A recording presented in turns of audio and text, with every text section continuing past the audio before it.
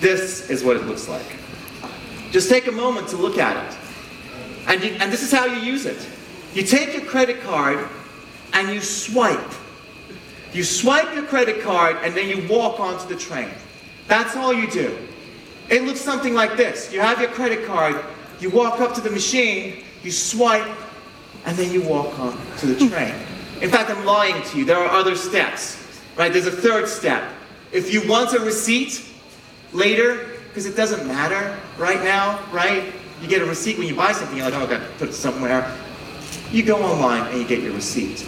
This is a beautiful example of no UI. There is no UI, and sometimes the best UI is no UI. This is it in use. I saw this guy using it. He just walked up, he didn't even stop, he swiped his card, and then he went on the train. And then on the other side, he swiped his card and he came out, right?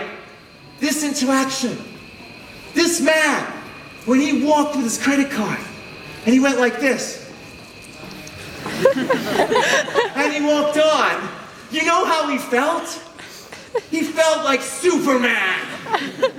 Because you're amazing at that point. You're awesome. You're the dude who just has to go like that, and he's on a train. How fucking amazing is that? Right? He's this guy. At that point, he's this guy. Kinda. I don't know. He looks a little sad.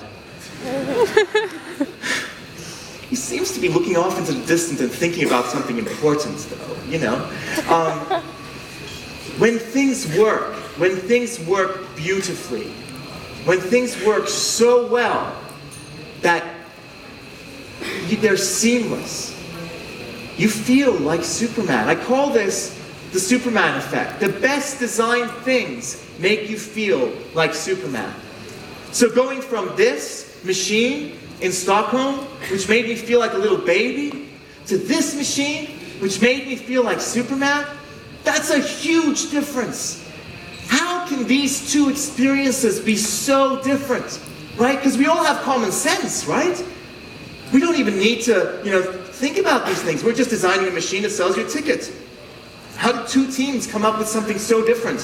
Why didn't one team use their common sense and do something simpler? It's because common sense is a myth. Common sense is a very, very dangerous myth. And anywhere where you see bad design, I'm sure at some part of the process there was someone who said, oh yeah, but it's common sense, don't worry about it. We got to worry about it. We have to focus. The difference between those two is that one of the teams had focus on user experience.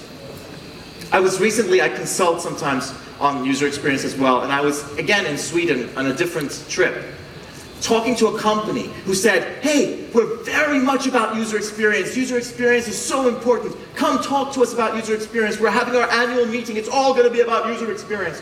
And I arrived there, and their CEO was doing his talk, and this was the first slide he had. And look at where we are in terms of user experience. We were 5th on there. And if you know about information architecture and layering of information, that means something, right? We should instead have been up there. In fact, if they knew about UX, we should have been cross-cutting. We should have been encompassing all of the other things, because user experience is a cross-cutting concern. And to do it right, it requires focus. It requires focus on a very, very important thing.